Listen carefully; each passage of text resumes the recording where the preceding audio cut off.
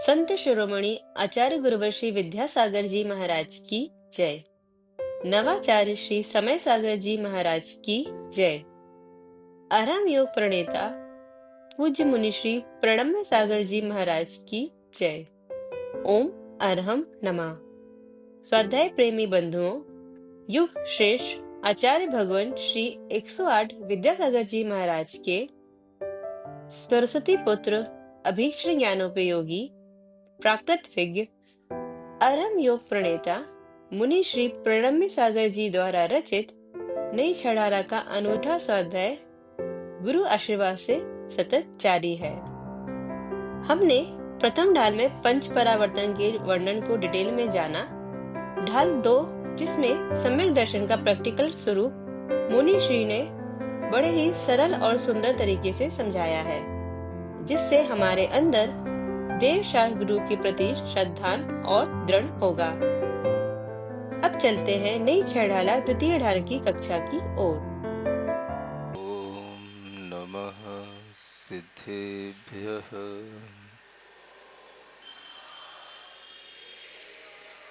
ओम नमः सिद्धेभ्यः।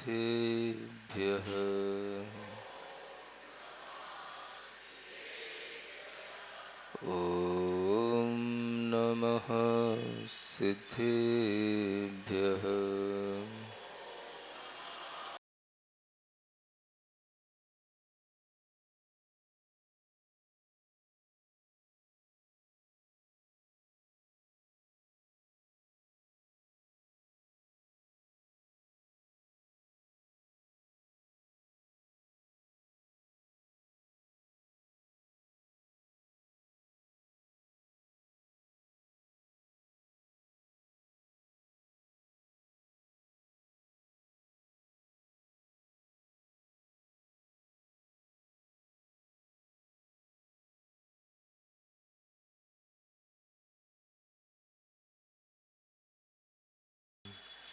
अनंतानंत सिद्ध परमेष्टि भगवान की, देवादिदेव आदिम तीर्थंकर श्री ऋषभनाथ भगवान की, वर्तमान शासन नायक श्री वर्धमान महावीर भगवान की, परम पूज्य आचार्य गुरुवर श्री विद्यासागर जी महाराज की। और उसी धर्म को बताने के लिए आपके सामने निकांक्षित अंग में प्रसिद्ध एक दूसरा उदाहरण आपके सामने आता है। किसका नाम?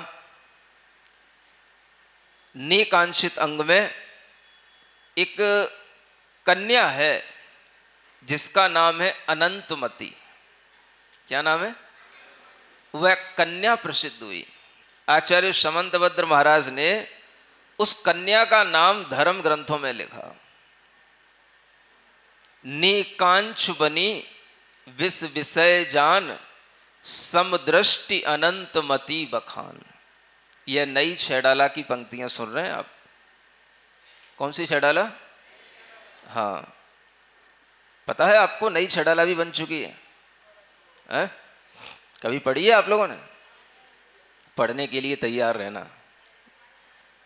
तो उस छेडाला में इसीलिए ये दृष्टांत दिए गए क्योंकि आचार्य समंतभद्र महाराज का अगर हम सम्यक दर्शन ग्रहण करेंगे तो ही हम सम्यक दृष्टि बन पाएंगे।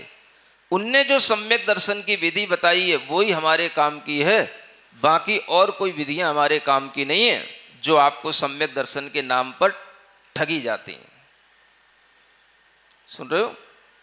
सम्यक दर्शन का संबंध आत्मा के इन निशंकित निकांक्षित आदि भावों से है, और आचार्य महाराज ने इन्हीं को प्रतिष्ठित करने के लिए एक एक अंग में प्रसिद्ध एक एक व्यक्ति का उदाहरण दिया। तो आचार्य समंतभद्र महाराज ने कहा, निकांक्षित अंग में कौन प्रसिद्ध है? अनंतमती। कहाँ की थी ये अनंतमती? तो इसकी कहानी पढ़ना। चंपापुर की थी ये। कहाँ की थी? हाँ, चंपापुर के राजा की पुत्री है। और वह राजा रानी नंदीश्वर के पर्व में एक बार मुनि महाराज के पास पहुंचते हैं अपनी कन्या को साथ में लेकर के।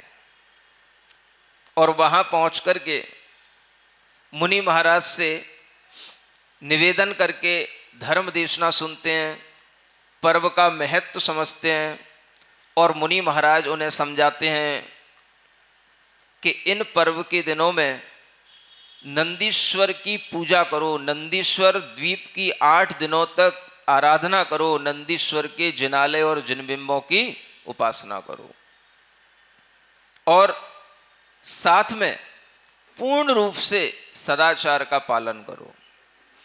व्यसनों से रहित होकर जितना आपके लिए शील व्रतों को धारण करते बने, उन व्रतों के साथ में इस नंदीश्वर के पर्वों की आराधना करो, तुम्हें उत्कृष्ट फल की प्राप्ति होगी। ऐसा मुनि महाराज से उपदेश सुन रहे हैं। कौन? वह चंपापुर के राजा रानी अपनी कन्या को साथ में लिए हुए। और उपदेश सुनने के बाद उनके मन में भाव आ जाता है, तो वह कहते हैं कि हे मुनिराज, मैं आपके समक्ष इन नंदीश्वर के पर्व की व्रत लेता हूँ और 8 दिन के लिए ब्रह्मचर्य व्रत को धारण करने का भी संकल्प लेता हूँ। सुन रहे हो? जब ये बात राजा कर रहा था तो उसी समय पर उनकी कन्या अनंतमती भी उनके पास में बैठी थी, है ना? तो अनंतमती को देख करके उस अनंतमती के मन में भी ये भाव आ गया कि मैं भी मुनि महाराज से कोई व्रत ले लूं। तो उसने क्या किया? उसने भी मुनि महाराज से व्रत ले लिया और उसने ये नहीं सुना कि मेरे माता पिता ने 8 दिन भी बोला है, उसे तो ये सुनाई दिया कि माता पिता ने ब्रह्मचर्य का व्रत लिया है। तो उसने अपने मन में धारण कर लिया कि मैं भी शील व्रत को अंगीकार करती हूँ और मैं भी ब्रह्मचर्य व्रत को धारण करती हूँ। किसकी कन्या ने? आपकी कन्या ने नहीं? हाँ, आपकी कन्या होगी तो आप सिर पटक पटक के रो करके प्राण दे दोगे, है ना? कोई दूसरे की कन्या हो तो ताली बजाने में मजा भी आता है, अपनी कन्या नहीं होनी चाहिए, है? यह भाव हर व्यक्ति का रहता है। और उस समय पर उस अनंतमती ने वह व्रत ले लिया। माता पिता भी समझ नहीं पाए कि इसने क्या व्रत ले लिया और वह व्रत लेकर के आ गई। छोटी थी, धीरे धीरे बड़ी भी हुई और बड़ी होने के बाद में जब उसका यौवन चरम पर आया, वह अपने ही आंगन में खेल रही थी, झूला झूल रही थी और वहाँ से कोई एक विद्याधर जैसा मनुष्य निकलता है जो उसके रूप पर मोहित हो जाता है और यह देख करके कि इस कन्या को अगर मैं राजा से मांगूंगा तो ये तो कभी मिलेगी नहीं, अपनी विद्या के प्रयोग से इसको अपने हरण कर लेता हूं। और ऐसा सोच करके वह विद्याधर राजकुमार उसको उठा लेता है। वह चिल्लाती है, रोती है, लेकिन वहां पर कोई भी विद्याधरों से लड़ने की हिम्मत नहीं रख सकता, विद्याधरों को रोक नहीं सकता। वो तो विमान में लेकर के उसको चलते बना। सुन रहे हो? ये वैसा ही हुआ जैसा रावण ने किया। देखो, पंचम काल में कुछ सुविधाएं भी हैं, कुछ दुविधाएं भी हैं। क्या सुन रहे हो? आप कहते हो पंचम काल में महाराज देवलोग नहीं आते। अच्छी बात है, नहीं आते। सुन रहे हो? क्योंकि देव आएंगे तो विद्याधर भी आएंगे, और विद्याधर आते होते तो कहीं भी आपके घरों से कन्या उठा उठा के ले जाते। तो आप इसको बुरा मत मानो कि पंचम काल में देव नहीं आते, कि विद्याधर नहीं आते। बहुत अच्छी बात है, कम से कम अपन सुखी तो हैं। क्या सुन रहे हो? पंचम काल में विद्याधर भी यहां नहीं आते, देव भी नहीं आते। बहुत अच्छी बात है, अपने को किसी की जरूरत नहीं है, क्योंकि सम्यक दृष्टि जीव को न देवों की जरूरत होती है न विद्याधरों की जरूरत होती है। उसे तो केवल तीर्थंकर की भक्ति की जरूरत होती है और किसी चीज की जरूरत नहीं होती। तो ये भी एक अच्छा कार्य है, समय है। आप इस पंचम काल को बुरा ना समझें। कोई काल में जितनी अच्छाइयां होती हैं उतनी बुराइयां भी होती हैं। बड़े व्यक्ति के पास में अगर धन ज्यादा होता है तो उतना ही ज्यादा धन का नाश होने के चांस भी रहते हैं। सुन रहे हो? हर चीज के साथ में जितनी उत्कृष्टताएं या अच्छाइयां जुड़ी रहती हैं उसके साथ उतनी बुराइयां भी जुड़ी रहती हैं। तो पंचम काल में आप सोचते हो देवलोग आते जाते नहीं दिखते, नंदीश्वर में जाते दिखते तो हमारे अंदर सम्यक दर्शन बढ़ जाता। अच्छी बातें नहीं दिखते कि जहाँ देव जाते हैं वहाँ विद्याधर भी जाते हैं, और विद्याधर आते जाते होते तो तुम्हारी कन्याओं को ही चांदनी चौक से जब उनको अच्छा आता से उठा के ले जाते। सुन रहे हो? तो अच्छी बात है ना। ये तो कभी सोचा ही नहीं था तुमने। जब भी कभी किसी भी समय की या किसी भी वस्तु की या व्यक्ति की हम कोई अच्छाइयां देखते हैं और हम ये सोचते हैं कि ये अच्छाइयां हैं, तो उस समय पर भी कोई बुराइयां होती हैं। और जिस समय पर हम कोई बुराइयां देखते हैं कि भाई कमियां हैं, उसमें भी कुछ अच्छाइयां होती हैं, और हम उन अच्छाइयों को देख करके भी अपने आप को पॉजिटिव बनाए रख सकते हैं। सुन रहे हो? तो बताओ पंचम काल अच्छा है कि नहीं? चतुर्थ काल ही अच्छा होता है क्या है? पंचम काल भी अच्छा है कि नहीं? चतुर्थ काल में मुनि महाराज कभी भी आते हैं जाते हैं तो वो भी ऊपर चारण रिद्धिधारी आकाशगामिनी होकर के निकल जाते हैं। समझ आ रहा है? चतुर्थ काल में कोई भी मुनि महाराज ये चांदनी चौक में आके चतुर्मास नहीं करते। ये तो पंचम काल है सो कर रहे हैं। नहीं समझ में आ रहा? वो तो ऊपर से ही उड़ते हुए निकल करके चले जाते। वो इस तरह से ऐसे भीड़ भरे स्थानों में चातुर्मास कहां कर सकते हैं? समझ में आ रहा है? तो चतुर्थ काल में आपको कभी भी ऐसे मुनि महाराजों के ना उपदेश सुनने को मिल सकते, ना ऐसे चातुर्मास में आपको दर्शन मिल सकते। ये पंचम काल की बलिहारी है जो आपको पंचम काल में घर बैठे चांदनी चौक में मुनि महाराज के दर्शन भी मिल रहे और प्रवचन भी मिल रहे और समय पर मिल रहे। नहीं समझ में आया? जब लोग धर्म का काल रहता है तो अपने अपने समय पर अपनी अपनी सुविधा देख करके महाराज के पास पहुंच जाते हैं, और मुनि महाराज भी जब जिसकी योग्यता देखते हैं उसके सामने कुछ बोल देते हैं, और जिसकी योग्यता नहीं देखते उससे कुछ बोलते नहीं। सुन रहे हो? ये कहाँ होता? चतुर्थ काल में। और पंचम काल में क्या अच्छाई है? मुनि महाराज किसी की कोई योग्यता नहीं देखते, जो भी सामने आके बैठ गया उसको धर्म की बात सुनाने लग जाते हैं, लेकिन समय निश्चित करके, दिन भर नहीं। सुन रहे हो? तो अच्छी बात है कि नहीं? पंचम काल में भी कुछ खासियत है कि नहीं? बोलो, पंचम काल भी अच्छा है कि नहीं? तो रोना नहीं अब कि चतुर्थ काल नहीं चल रहा है, कि चौथे काल में जैसा होता था वैसा नहीं हो रहा है। अरे भाई, उससे लाख गुना अच्छा हो रहा है। चौथे काल में क्या होता? मंदिरों में चौथे काल में इतनी उपस्थितियां कभी नहीं हो सकती जितनी पंचम काल में आपको दिखाई दे रही हैं। समझ आ रहा है? तो यह सब अपनी सोच के ऊपर रहता है कि हम काल के लिए भी बुरा सोच रहे हैं, किसी भी व्यक्ति या वस्तु के लिए भी बुरा सोच रहे हैं। ये हमारी अपनी सोच होती है। हर समय पर कुछ ना कुछ अच्छाइयां होती हैं अगर हमारे अंदर धर्म करने का भाव होता है तो देखो, उस अनंतमती को वह विद्याधर उठा के ले गया, और वो विद्याधर राजा वो भी विवाहित था। अपने विमान में उसे ले जा रहा था। संयोग की बात कि उसी की स्त्री, उसी की पत्नी सामने से उसे आती दिखाई दी। सुन रहे हो? अब क्या होगा? आप अगर किसी को अपनी बाइक पे बिठा के ले जा रहे हो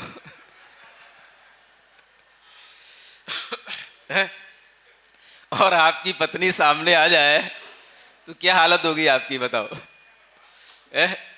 बाइक कहीं डगमगाएगी, बाइक गिरेगी, कि आप गिरोगे कि जो पीछे बैठा है वो गिरेगा? कुछ तो गिरेगा। सुन रहे हो? बताओ तो, आपको डर लगता है कि नहीं अपनी पत्नियों से भी? है बोल ही नहीं रहे कोई भी। सबको अपनी पत्नी से इतना डर तो लगता है ना कि उसके सामने हम किसी दूसरे को अपनी बाइक पे लेकर के नहीं जा सकते। सुन रहे हो ना, इतना तो उसका कमांड है कि नहीं? बोलो तो।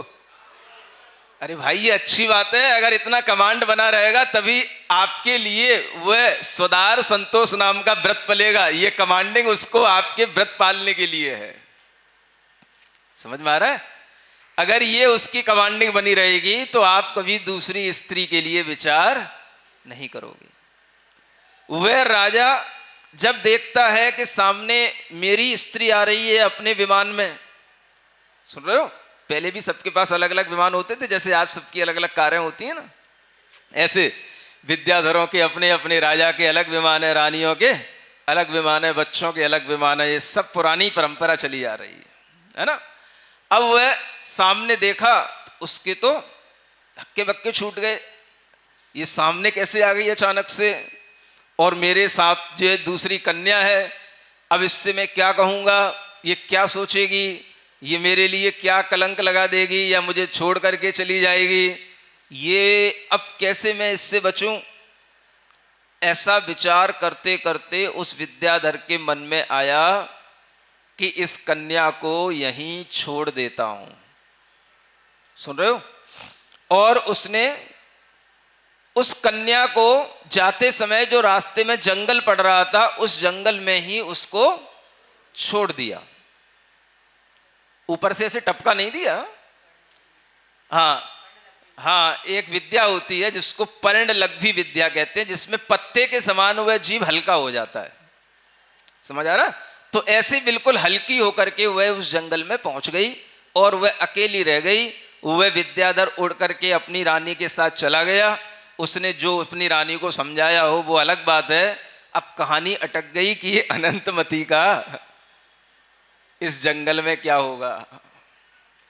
अब जंगल में वह अकेली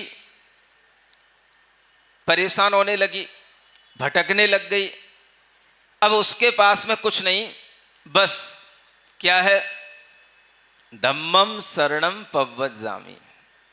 क्या है उसके पास? और कौन सा धर्म? कोई दूसरा धर्म नहीं, नहीं, जो उसने अपने मन में धर्म ले रखा था। कौन सा? अपने शील व्रतों के पालन करने का जो उसने संकल्प ले रखा था, वही धर्म उसके पास है। बाकी अब उसके पास ना उसके पिता का कोई साधन है, ना कोई उसके पिता के रक्षा करने वाले कोई भी सिपाही हैं, ना कोई भी उसके कोई भी मित्र आदि हैं। अब वो अकेली है, लेकिन अकेली होते हुए भी उसके पास क्या है? अब उसे अपने धर्म की रक्षा करना, ये उसका सबसे बड़ा दायित्व बन गया है। जंगल में है, इधर उधर भटकने के बाद में उसे एक भील राजा का दर्शन हुआ। अब जंगलों में कौन दिखाई देगा? इधर उधर चलने के बाद, घूमने के बाद, जंगलों में शिकार करने आते हैं भील जाति के लोग होते हैं, वह भीलों का राजा उधर निकलते हुए उसे दिखाई दे गया। और उसने जब उस कन्या को देखा तो पहले तो उसने सोचा कि ये कन्या असहाय है, चलो इसकी सहायता करते हुए इसे अपने लिए घर पर ले चलते हैं, फिर बाद में इसे रास्ता दिखा करके छोड़ देंगे।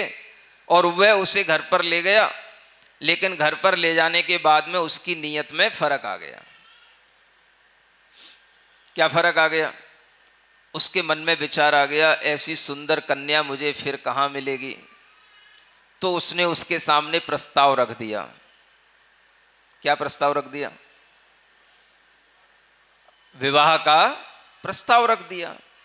मैं तुझे अपनी रानी बनाना चाहता हूं, लेकिन उस कन्या का तो व्रत था। अब वो भील क्या समझे कि व्रत क्या होता है, शील क्या होता है। जब उसने उससे कहा कि नहीं, ये तो संभव ही नहीं है, क्योंकि मेरा व्रत है, मेरा शील व्रत है और यही मेरा धर्म है, मैं इसको नहीं छोड़ सकती। चाहे तुम मुझे जंगल में फिर से छोड़ दो, मुझे वो मंजूर है, लेकिन मैं अपना व्रत नहीं छोड़ सकती। तो वह भील राजा के मन में यह बात सुनने के बाद में भी उसके विचारों में नहीं आई कि हमें इसके व्रतों से इसे दूर नहीं करना चाहिए, क्योंकि भील तो भील ही होता है, उससे किसी के नियमों से किसी के व्रतों से क्या प्रयोजन। और उसने अपने मन में जो भाव आ गया उसी को बनाए रखते हुए उससे यह जबरदस्ती करने की इच्छा की कि नहीं, तुझे मेरी रानी बनना ही पड़ेगा। सुन रहे हो ना? अब क्या हो सकता है, कभी कभी जंगलों में भी कोई ऐसे देव आदि होते हैं जो धर्मात्मा जीवों की रक्षा करने के लिए उपस्थित हो जाते हैं। सुन रहे हो? बोलो तो, किसकी रक्षा? जिनके पास अपना कोई धर्म होता है, अपना कोई व्रत होता है, उनकी रक्षा भी अनेक बार देव लोग कर लेते हैं, लेकिन वह कब करते हैं? जब विकट परिस्थिति हो और व्यक्ति ने धर्म न छोड़ा हो, तब वह अपने आप जहां कहीं भी होंगे अपने आप आपकी रक्षा करने के लिए तत्पर हो जाएंगे। ये घटनाएं आपने पुराण ग्रंथों में अनेक और सुनी होंगी। उन्हें वन रक्षक देव कहते हैं, वन देवी कहते हैं उन्हें। उस भील के द्वारा जब ये जबरदस्ती का भाव उस अनंतमती के साथ किया गया तो उस समय पर वह वन देवी अचानक से प्रकट हो गई और एक बिजली की तरह उसके भील के सामने आकर के कौंधी और वह भील गिर पड़ा, मूर्छित हो गया और वह अनंतमती को वह वहां से निकलने का, जाने का एक मौका मिल गया और देवी ने उसे रक्षा करके आगे तक का रास्ता दिखा दिया। किसने रक्षा की? देवी ने नहीं की। यही तो समस्या है। आपको तो बस कोई ना कोई मिलना चाहिए कि बस अगर उसकी रक्षा देवी ने की तो हम भी किसी देवी को ढूंढें। देवी को ढूंढ करके आप उनके चरणों में कितनी भी चढ़ौती चढ़ाओगे, उससे कोई रक्षा करने के लिए आपका वो कभी मन नहीं बना सकती कोई देवी। आप समझो वस्तु स्थिति को, क्या कह रहा हूं मैं। जब आपके ऊपर संकट हो लेकिन आपने अपना धर्म न छोड़ा हो, कौन सा धर्म? जो आपने व्रत लिया हो वो धर्म, जो निर्ग्रंथ मुनियों की आपने शरण में कोई संकल्प लिया हो वो धर्म, अथवा जिनेंद्र भगवान की आराधना करने वाला नमोकार मंत्र का धर्म अगर आपके पास में है तो कोई भी देवी, कोई भी देव आपकी रक्षा करने कहीं पर भी आ सकता है। आपको उसके पास जाने की जरूरत नहीं है। जो देव और देवियों के चक्कर लगाएगा, उनके पास जाएगा, उनकी तरफ तो देवी देवता ढूंढते ही नहीं, देखते ही नहीं। समझ में आ रहा है? वो तो उन्हें अज्ञानी समझ करके उनकी कभी चिंता करते ही नहीं। और जो उनके पैर घिसे जाएगा उनके लिए तो कभी देवी देवता रक्षा करेंगे ही नहीं। क्यों नहीं करेंगे? क्योंकि इन्हें पता है ये तो लोभी है, लालची है, मेरे पैर इसलिए घिस रहा है, अपना माथा मेरे पैरों पे इसलिए घिस रहा है। ये लोभी है, लालची है, स्वार्थी है, संसार की इच्छाएं करने वाला है। इसकी इच्छा कभी पूर्ति मैं तो नहीं करूंगी। कोई भी देवी, कोई भी देव कभी किसी भी व्यक्ति की लालसाएं, इच्छाएं कभी पूरी नहीं कर सकता।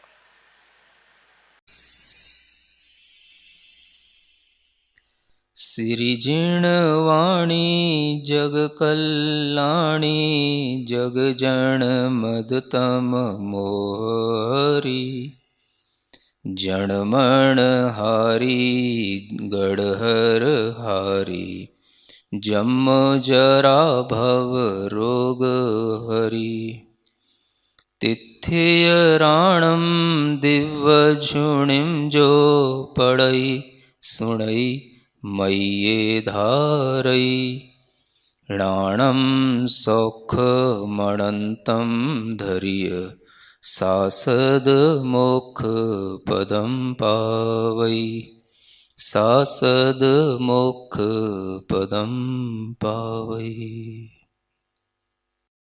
नहीं छेड़ाला आज का सवाल प्रतियोगिता में आप सभी का स्वागत है।